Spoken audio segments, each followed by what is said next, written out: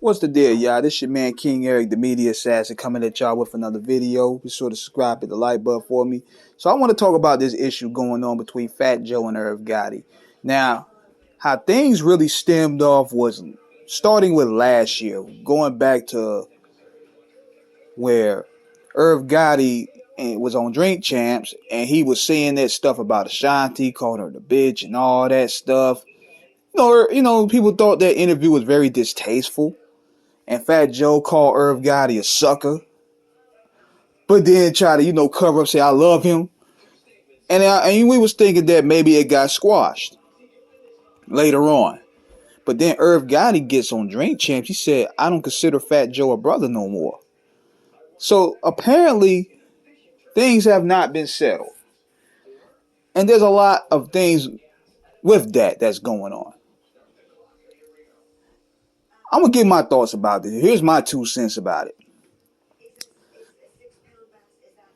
Fat Joe was right in that regard of how it came across as very distasteful and crass for what Irv was saying about Ashanti in that interview.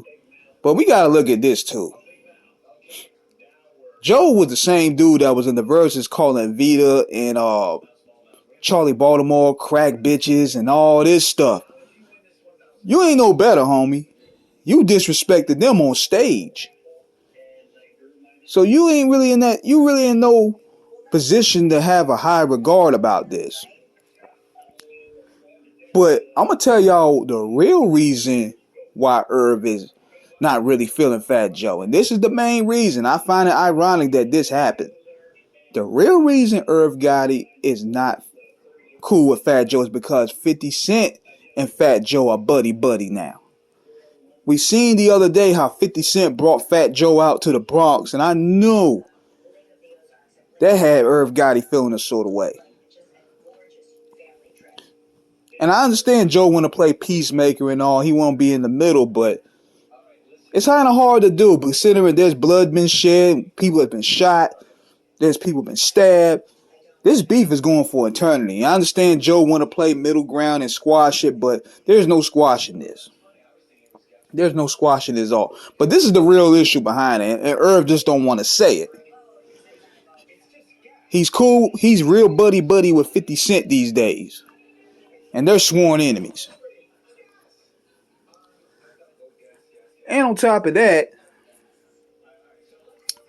I'm also looking at it like this too. Fat Joe should have been still a little more respectful, because think about this. He gave you your first platinum plaque, man.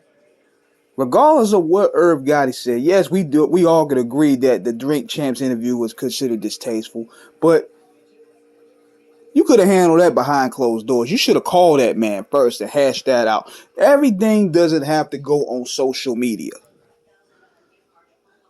Y'all niggas keep doing this to yourselves. Y'all keep putting everything for the public. Y'all could have handled this behind, because at the end of the day, you owe Irv a little bit more than just that, calling him a sucker. You could, if you was going to call him a sucker behind closed doors, or, y'all fight it out.